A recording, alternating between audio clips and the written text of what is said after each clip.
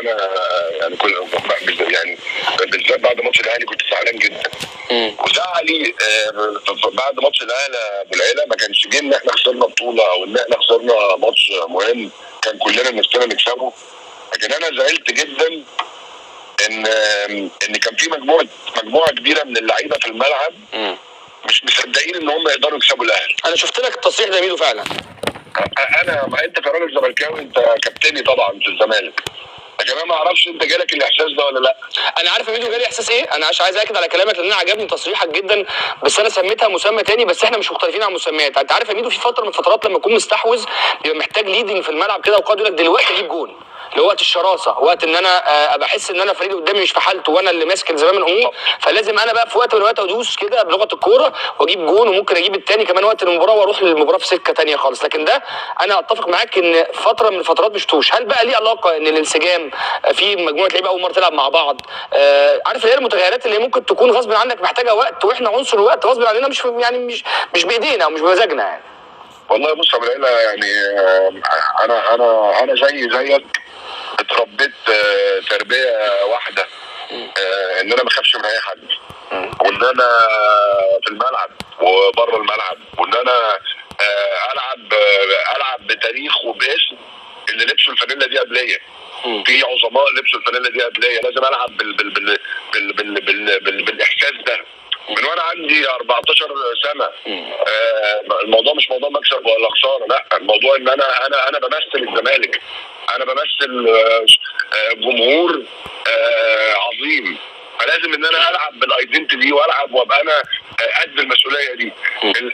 مع الماتش بتاع الاهلي اللي فات ده، النادي الاهلي حالته وحشه جدا جدا، ما شفتش الاهلي كده بقالي سنين، ناس كوره بتتقطع منهم خلاصتين طول الماتش، الناس بتديك كوره. العب بقى انت الزمالك، العب وامسك كوره، حط الكوره تحت رجليك ووصل للثلث الاخير وقف على الكوره والعب بثقه. للاسف دي ما حسيتهاش، لكن انا مش هقف عند الماتش ده كتير.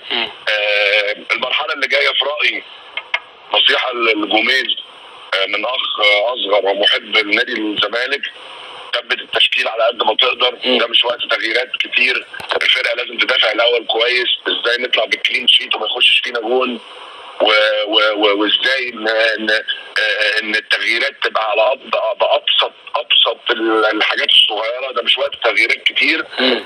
ونصيحه لي ثانيه، اللعيب المصري ما ينفعش تديله معلومات وديتا كتير. فكره، وبعد الفكره لما تطبق كويس ادي الثانيه، وبعد ما الثانيه تطبق كويس ادي الثالثه، لان في مدربين اجانب مميزين كتير بيجوا مصر، والحته دي يعني بيغفلوا عن النقطه دي. اللعيب المصري بشكل عام ما عندوش يعني عنده وعي تكتيكي، بس لازم الافكار ياخدها واحده واحده واحده واحده، مش افكار كتيره مع بعض. فان شاء الله باذن الله تكون يعني الفتره اللي فاتت هو اتعلم فيها حاجات كتير. وانا بوجه برضو رساله لجوميز، احنا كلنا في ظهرك وكلنا بندعمك وكلنا بنساندك، كل الزملكاويه في ظهرك.